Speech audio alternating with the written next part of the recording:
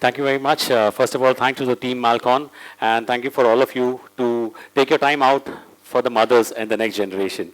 Thank you, chairpersons, for this opportunity. So, I'm going to start off with a lovely quote from Steve Jobs. Steve Jobs, हम सबको पता ही है. सुना है क्या नहीं नाम Steve Jobs का? Yes. So he made a very fantastic statement. In the 21st century, one of the most amazing things that has happened, the biggest innovation is the intersection of biology and technology. And I think this is what we need to understand, which is extremely big when we are planning for the next generation. More and more things are happening, whether it is genetics, whether it is diagnostics, whether it is clinical monitoring. And that is what we are going to try to learn. Now, over my journey, let me tell you that one of the things which always came, I have a YouTube channel with more than 4 crore views. And I realize that whenever I go live, thousands of people keep on asking about various investigations, kaun sa test karna hai, kya karna hai. And I kept on thinking that there is something which all of us are aware. There is so many people in the market who are talking about it, and yet there is so much more to learn. So let's start off with a problem that we are facing nowadays, and that is about the age factor. When we talk about the age factor, let me talk about this biological clock. By the time a girl is in the mother's womb, around 7 to 8 lakh follicles are there in her ovary already. So ovary is something like a godown which is there, and it produces those follicles as we grow up. By the time she reaches, the menarche, you realize that it is somewhere around half of it, 50% is lost. And by the time they really think of planning baby beyond 30, you can imagine only 10% is left. And that is the reason why, with increasing age, there are a lot of chances of genetic abnormalities, birth defects, and a lot of complications like preterm, obesity. And then we are also looking at medical complications like blood pressure, diabetes, etc. So more stress should be done on the investigation. The best thing is to start early. When you want to start early, we need to have a set of investigations and planning for preconceptional planning. You do it right at the right time, and everything falls in place. Now, if we miss out this bus, then definitely we will have to do more aggressive, investigations or planning or interventions as we go ahead. So preconceptional planning is a time. So as family physicians or as clinicians, as doctors, we need to understand that it is not the time when the woman would get pregnant and come to the doctors. We need to tap them and ask them to be sure of what they need to do even before. So whether it is the lifestyle, whether it is the vaccination and immunization, trust me, this is something which is missed, and that is what a family physician can really get into, and that is about immunization plan.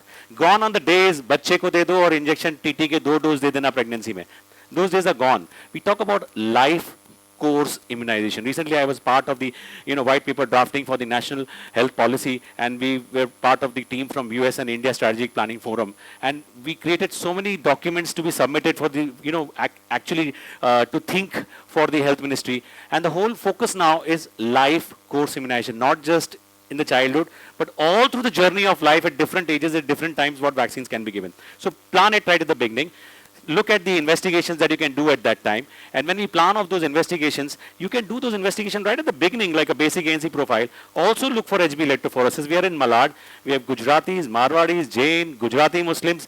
We are full of that population which is high on thalassemia risk. So please do the HB electrophoresis. You can check for immune status by simple IgG. With COVID, everybody has now understood the meaning of IgG antibodies. Give them a chance. Get the rubella IgG done. Recently, you saw an outbreak of measles. MMR vaccine तो साथ में ही देते हैं. अगर measles हुआ तो rubella का risk है ही है. And we definitely, if a woman gets affected in the first trimester, there is an extremely high chance of she landing up with congenital rubella syndrome for her children, which we don't want the risk for the child. You don't want a mentally challenged or a physically differently abled child in our patient. So this is where the simple vaccination will work for us. Do offer them tests like simple sonography and PAP and HPV DNA. Now, one word about PAP and HPV DNA. It should be offered to every woman who has been sexually active for more than 2 years. So, by definition, it is difficult for us to figure out who is active or not. Offer them to all, especially when she is married and she is planning for pregnancy a little later. Once in 5 years, if you have done the HPV DNA and PAP smear, it is good enough a screening program to avoid the risk of cervical cancer. Now, I'm going to skip the details about PCOS and infertility for the paucity of time. But yes, you need to start working up. And PCOS is not just PCOS. 1 in 3 girls I see in my clinic is suffering from polycystic ovary disease. And imagine the kind of numbers that we are seeing. Whenever we do a live sessions in any of the colleges or any of the groups, the commonest question by these young adults is PCOS. Everybody is very worried. I run a program at Sophia College for positive health in women, and that program is an accredited course by university. Even in that, most of these girls are interested to take the project for PCOS. So give a little thought to it, because it is not just about the disease affecting the cosmetology or her fertility, but also her lipid profile in a very big way, and thereby her risk of entering into metabolic syndrome at a later age. So try to look into it also and give them a chance. So what's new in antenatal care? We have been listening and hearing about antenatal care investigation. सबको तो पता है, basic तो test है. Government में free में होता है, जाओ नाम लिखाओ सब test करा लो.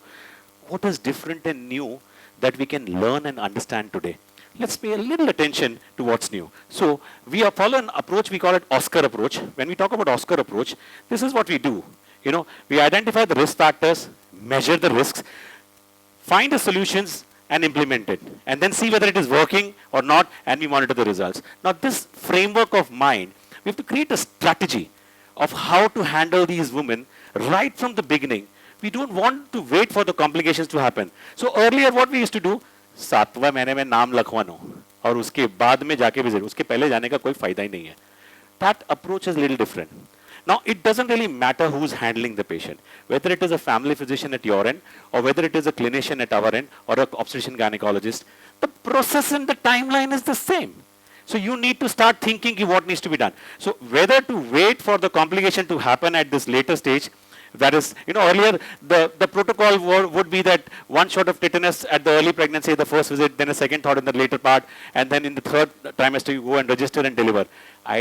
Idea was to identify high-risk pregnancies and prevent them from dying, or help reduce infant and under 5 morbidity and mortality.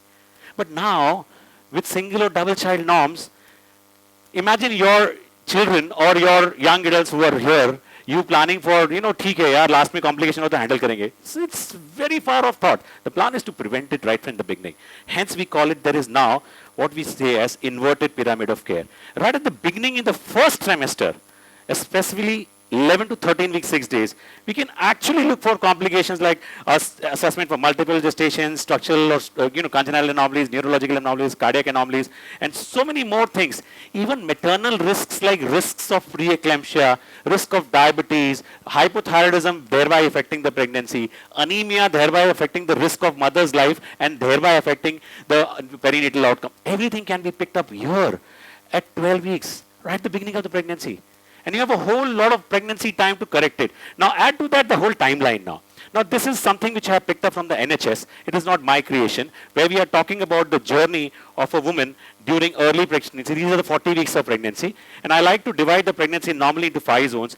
This is the first zone, preconceptionally, when we have investigated and worked out. Second zone is actually the 20-week zone, which I say early pregnancy care, where our focus is at the time of organogenesis to look at the possible risk of genetic diseases, and also to look at avoidance of toxins which can affect the genetic defect. Third is the phase of growth and development, where we are monitoring the impact of the pregnancy to the mother and whether the baby is growing well or not. Then comes the fourth phase, and that fourth phase I would call as the confinement or the delivery time. Normal versus C-section, how do we look at natural birthing opportunities? How do we give them higher chance of normal delivery without risking the mother and the baby? And lastly, the last phase, I call it the fifth phase, the whole workup and investigations and plan in that phase is focused on a different approach, where not just the baby and risk of newborn screening, etc., other things, hearing tests, etc., but also the mother when she wants to bounce back to her normal life. If she is anemic, or if she is having problems with her bone metabolism or calcium, you need to correct that at that time, because this is the problem. एक बार जो delivery हुई, पूरी जिंदगी जो कमर में दर्द रह गया, अब तक गया नहीं. You've heard the stories like a number of times. You need to make them understand that this can be corrected right at that time. So let's quickly run through the advantages that we have. Is sonography the right time to do immediately? No. We want to wait till 6 to 7 weeks when actually we can see the cardiac activity. Before that, only thing that we can rule out possibly, that is also not necessarily, is ectopic pregnancy. Now let me throw in another concept called epigenetics. Has anybody heard of epigenetics? कोई तो हाँ बोल दो. Meaning the genetic, yes. So meaning the genetic information is there from the mother and the father, but the conversion of the phenotype of the baby depends on the external environment or the internal environment that the pregnancy goes through, and which is going to impact the baby's outcome. And that is epigenetics. The same clone put in the same embryo from the same sperm and the egg clone, put in 5 different ladies and then removed, and they are giving the common upbringing. Will it have an impact on the health at a later age? Yes. Why? Because what happens here, okay, what happens here is going to have an impact all through the journey of life. So even at the oldest Barker's hypothesis, we call it fetal origin of adult onset diseases. What happens is that intrauterine insult or perinatal insult can increase the risk of diabetes, hypertension, ischemic heart disease, etc. at a later age. So we need to take care at this stage. So I'm going to quickly run through the basic process. ठीक है, science तो बराबर है, लेकिन होता कैसे है ये? And how can we intervene? And what can we do about it? So basically what we can do about it is this, whether it is the maternal body composition, whether it is the maternal dietary intake, whether it is the uterine blood flow, or actually the placental transfer. And lastly, the actual genetic material which is predisposing the baby into particular disease. All those will go through these three journeys. And what are those three journeys? Hypoxemia, as in low oxygenation, metabolic changes because of nutrition and hormonal imbalance.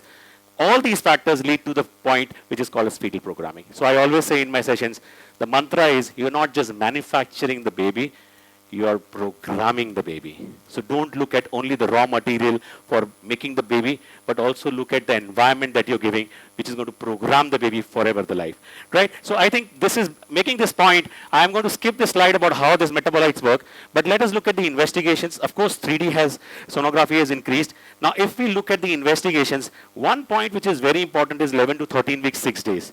Now, which is third month, right? So first patient walks in, 6 to 8 weeks we get the first scan and the baseline blood test done and the screening test done.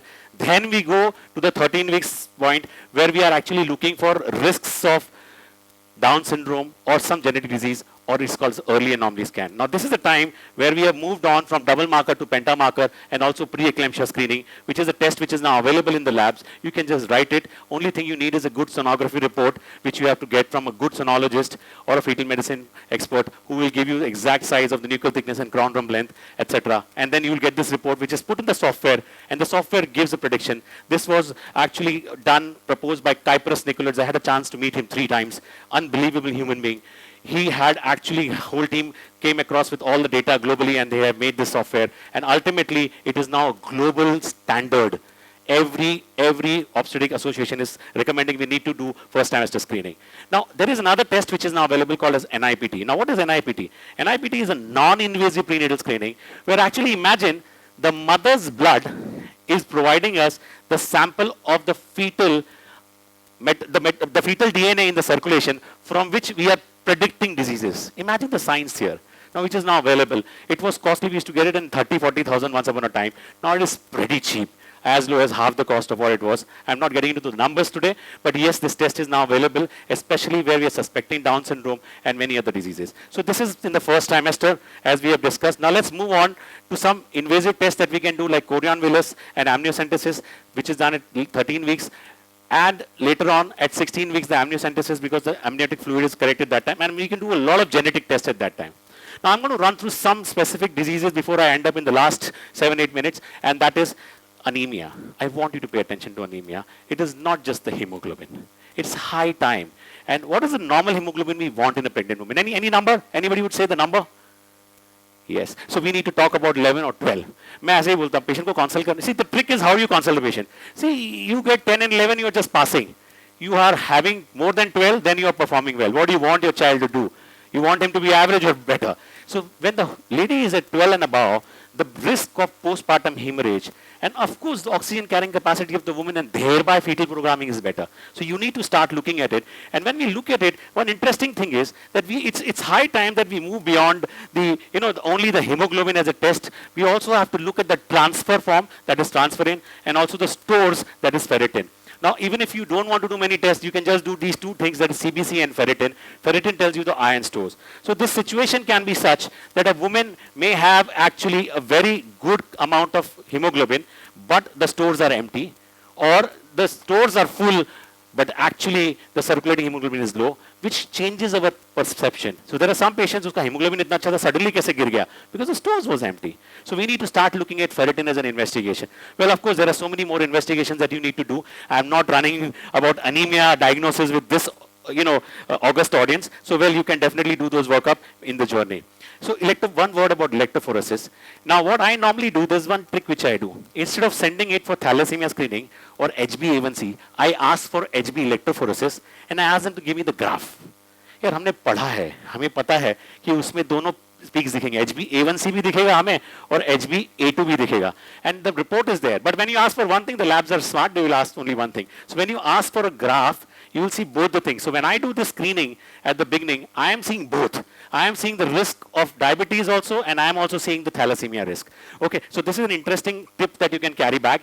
Now, another thing is that, when you're looking at thalassemia, the checklist is that we figure it out. If the woman has it, check for the partner. If both of them have it, now listen to this carefully.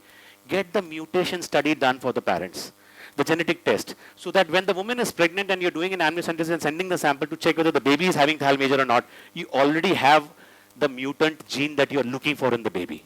So you will save time, and then thereby the risk of abortion at a later stage instead of doing it at the right time, if at all they choose not to go and continue with the thal major baby. So this is one tip that I would like to add here today. Now, a word about folic acid supplement. We all know folic acid. I used to call it, folic acid is the engagement pill. Engagement हुआ तो देना चालू कर दो, कभी न कभी तो बच्चा होने ही वाला है. But the point is that here we forget that a lot of our population is, one, they are actually vegetarian, and second, there's a huge chunk of patients who are MTHFR reductase deficient. Okay, that mutant gene is present. So here, one word that I want you to understand is that the folate, which contains the, the food contains the folate, is not same as folic acid. Okay, folic acid is actually a synthetic form of this folate, following which it gets converted into L-methylfolate, and then ultimately it converts into actually a 5-methyl tetrahydrofolate, which has to go through this process of this enzyme. Now, if there is a polymorphism here, it can lead to a problem, and this problem is called as hyperhomocysteinemia. So when the homocysteine levels are high, it is associated with a lot of more diseases, and interestingly, in a pregnant woman, it can lead to these things like PIH, IUGR, PIH in the mother, hypertensive disorder in the mother, IUGR in the baby, and then we talk about recurrent abortions and infertility also. So एक तो होगा नहीं, होगा तो abortion होगा, नहीं होगा तो congenital anomaly के भी risk है, और अगर mother का risk पकड़ो तो how many things, so many problems with hyperhomocysteinemia. And the simple if homocysteine level can tell you, and the treatment is so simple. And that is, you just give them a combination of folic acid, methylcobalamin, and pyridoxine. So now you have seen a lot of doctors are writing instead of folic acid, they switched over to these combinations. And this is for this reason, because instead of doing the test and evaluating for the gene, just give them the supplements. Now, word about recurrent pregnancy loss that we are talking about. When we're talking about recurrent pregnancy loss, please mind you, it is not just the investigations, but also your emotional intelligence of handling that patient, which comes in a huge way. Trust me, my training as a psychological counselor after I did my MD helped me to understand that it is not just about meds, but it's also about how you counsel the patients, especially with RPL or infertility. So we need to look at those symptoms and handle them smartly. Well, there is a whole set of investigations there. Today's my job was to just sensitize about the different offshoots of investigations so that you can start planning. And it's very easy to get this information. You need to look for antiphospholipid antibody. You look for thrombophilia-like syndrome. You look for protein C, protein S deficiency. You look for genetic studies to find out if there is there. Sometimes we have to do an exome sequencing and look for any mutations in either of the partners, which is actually pushing them to have higher chances of RPL. Well, these are the various tests that we do. Gone is the time. Now, I put this word torch here to specifically say, do not do torch IgG, IgM anymore.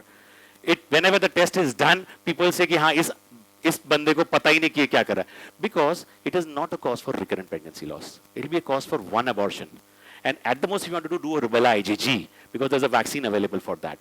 If the woman has landed up with an abortion because of that, she is definitely not going to get abortion because of torch again. So torch is pass, it is obsolete. Don't waste your time on that.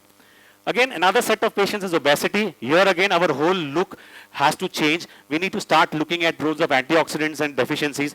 I see a lot of patients, these media girls or airline industry, who have gone through bariatric surgery, and then the whole set of investigations for them have to be a little different. So I've been handling these patients for a very long time, and I think this is a checklist that we can look at. Don't just look at the basic, also look for the metabolic syndrome and also look for the complications. Monitoring doesn't end there. It also incorporates one more component, and that is fetal monitoring, intrapartum monitoring, and antenatal monitoring for biophysical profile and fetal Doppler studies. So when we talk about intrapartum monitoring, now the science has changed. Now this is the kind of stuff we have, what we are using, where the woman can actually walk around. She can take a shower while the monitoring is on. So we were the first hospital in the country to have this, acquire this. This was a Novi patch, which the top country in the world sells it, but it was not in India. But we found it very interesting. COVID has taught us another set of investigation, home-based monitoring, where we give this monitor to the patient. It is available on rent. मुश्किल से 3-4 हज़ार का मिलता है rent पे उनको दे देने का घर पे वो लोग चेक करेंगे and the information come on my mobile and sir बच्चा मूव नहीं कर रहा है आधी रात को 3 बजे फोन आ रहा है अभी क्या तो हॉस्पिटल लेके आ 1 घंटे के बाद आएगी फिर चेक करेंगे सब नॉर्मल है कौन सा they just check and in the graph it is seen it is green zone there is nothing to worry more and more people are taking epidural analgesia and we need to understand that we need to monitor them and complications very appropriately. I think with this I will end up, since I have finished my time, that we have moved on from the era of disease management to patient management. And from the disease investigation, checklist, treatment. Patient management, whether she'll take it, whether she'll afford it, whether compliance is going to happen, how will she structure it. We then moved on to patient satisfaction. It's not just about medicine. The patient has to go home satisfied with all the efforts that we are taking. This is actually what the consumerism has led to. But the consumerism has led to one last thing, and that is patient experience. The woman is not just looking at how you are treating that, but what kind of journey that she had along with you through the whole process of her disease. Especially when you people are treating the lifestyle diseases, it is much more. So I think with this, I will end here, and I will say that people only care how much you know once they know how much you care. So you need to be a little more understanding about their individualization. Instead of generalization, it's time for precision medical care. Thank you very much for your patient attention.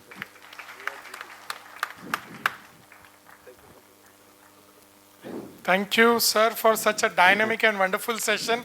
And special thanks for drawing your own limits and sticking to the time limit, because we are running short of time. So I request our chairpersons, Dr. Preeti Panchal and Dr. Prakash Tiwari sir, to please felicitate Dr. Mukesh Gupta.